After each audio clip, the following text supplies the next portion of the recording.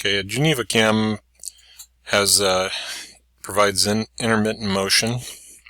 So as it turns, peg goes in and out, and so while it's engaged, it will be turning, and then when it rotates out, it will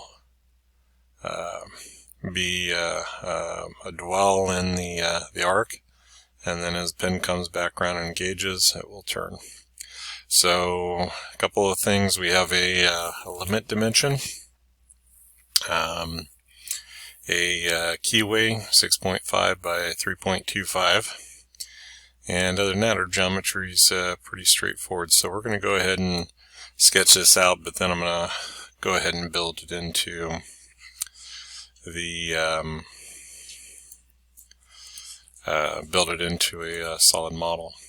Alright, so I'm going to use one of the new templates, and this is in metric.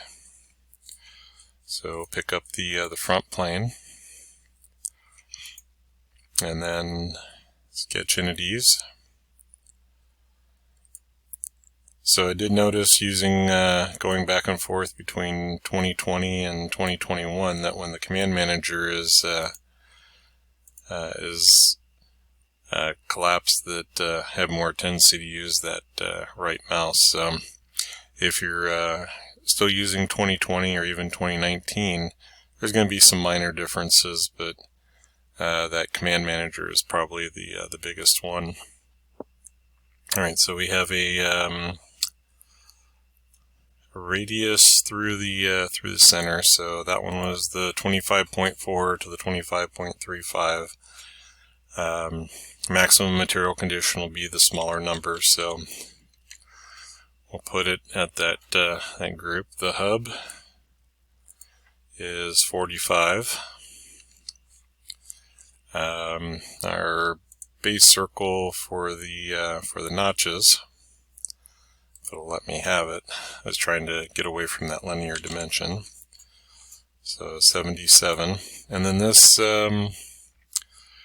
we're still in the dimension, so let's pick the circle. We'll switch it over to for construction, and that'll give me my geometry. And then it says diameter.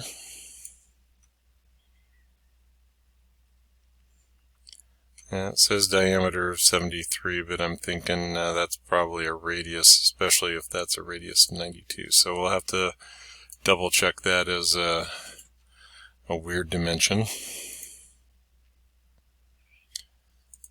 So back into the circle. I'll just place the dimension, accept it. I'll go into the liters, change it over to radius. When I go back to the value, then I can change it to 73. Alright, notice the R73 came up. Let's see, we also have the radius of 92.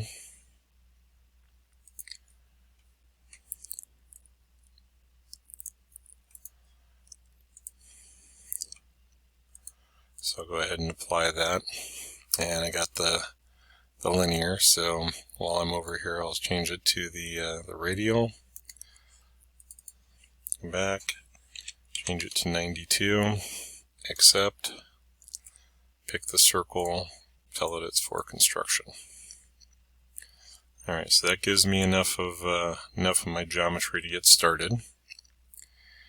And well, let's go one more circle.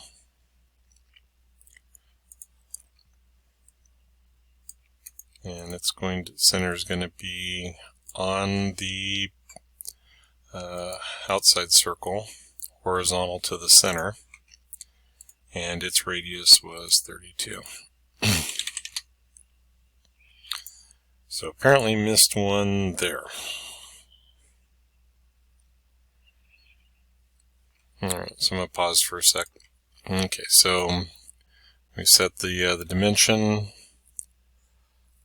We have the radius of 92 to the outside. Yeah, I'm still not seeing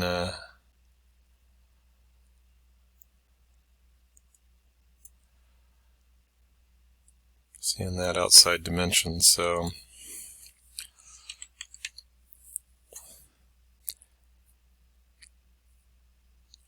well, still don't know that is correct from the dimension, but at least it has some overlap. And maybe I see it. This was a radius of 32 and I missed, so I would have had to have doubled it.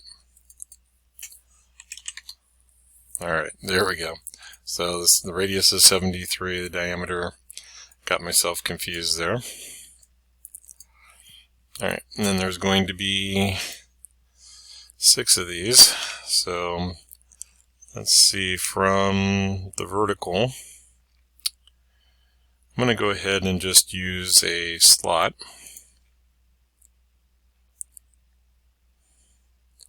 And we have a center point slot and a straight slot. So I should be able to go from the quadrant out. And that goes to the center base circle. And that one goes, okay, that one got defined.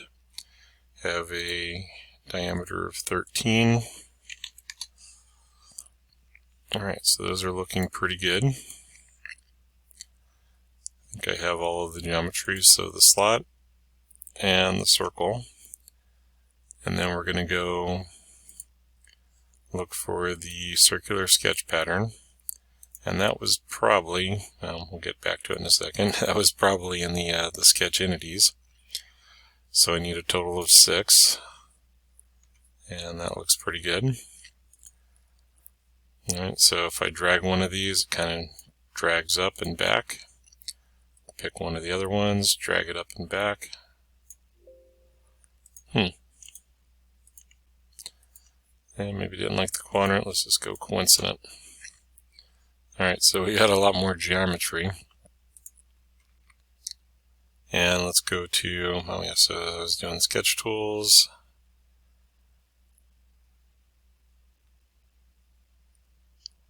Nope, not quite seeing it, so that's got to be in, be something we need to add.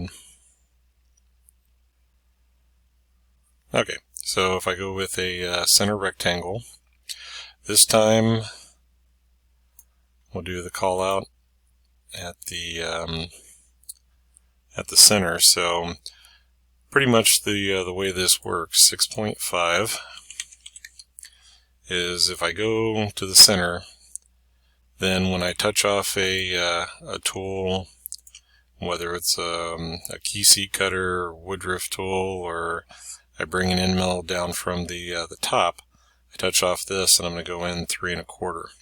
When this side gets the broach, which is the little stair step, removes the material, I'm going to go until I have a little bit of clearance so that we have good connection on the side and fairly tight, but typically not having to pound it on to the shaft. Alright, so again, decision is, do I trim or do I go ahead and extrude? So, and this is where I was getting myself a little confused. Right click, and I do have the extrude out here, but that was selected. Alright, so if I go to extrude, then we have the contours, and what I'm looking for is the interior. Alright, so the choice would be to do the first part of the gear, since this will probably have 2 heights, since the 45 is designated as a hub. So let's just go 10 millimeters on the width, and then we're going to expand out, click on the sketch. Don't have any way to jump into that, so let's just make sure it's highlighted. Maybe I can hit the S key, go right into the extrude, and then pick, and this will become 20. So the difference here is that with the merge result, this becomes a single body. If I uncheck and uncheck, then I'll have 2 separate bodies, the hub and the cam. Alright, so that gives me my gear, and we'll make sure that we navigate back to my folder once I remember where it's at. Okay, so if I go over to recent and I hover over one of the previous, then it's in my that little pop-up will show me where the last folders were, or at least give me a clue. So make sure I'm going to Google Drive, the TechDraw folder, and then this was 440.